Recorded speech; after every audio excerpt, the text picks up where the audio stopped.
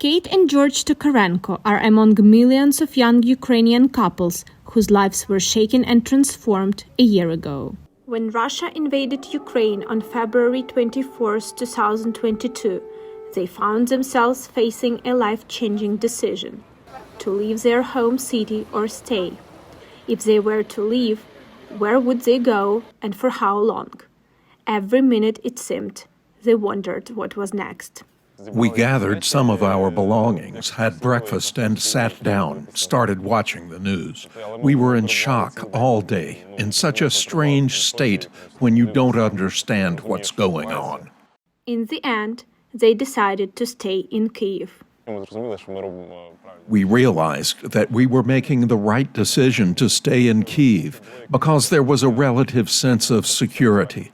We understood that Kyiv would be defended and that we would definitely not be lost in Kyiv. I did not want to leave Kyiv at all. I wanted to be here. I felt safe. I had no doubts that everything would be fine. Then the unimaginable happened.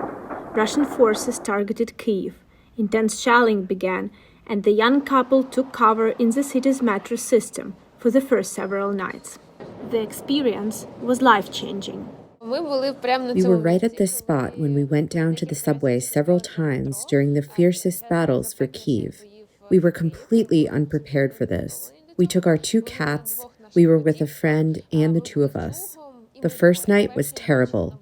To be honest, I don't even understand how we were preparing to stay here. The second time we came down here, we were already better prepared. We took blankets to sit on, even some pillows. We tried to make ourselves comfortable, but it's very cold in the subway at night, so it didn't help us much. What really touched me was that people here were always helping us. At first, they asked if we had everything we need and offered some food. And on the second night, the subway workers kept coming up, inviting us for tea, all kinds of goodies and food. In general, there was a feeling that the people who were here were taken care of.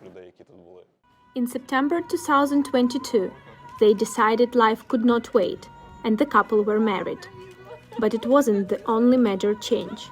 The war transformed their worldview and sense of identity. We spoke Russian in everyday life before everything happened.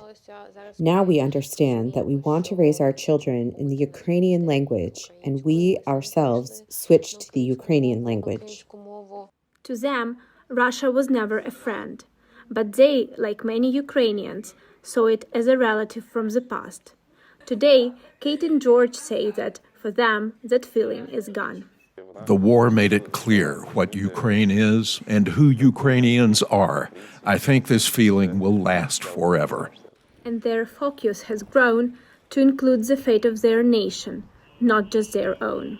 There will be no more passivity. We create our future, and we cannot wait for some other proactive people to decide this future for us. Kate and George's story reflects the war's long-lasting impact on Ukraine's young people.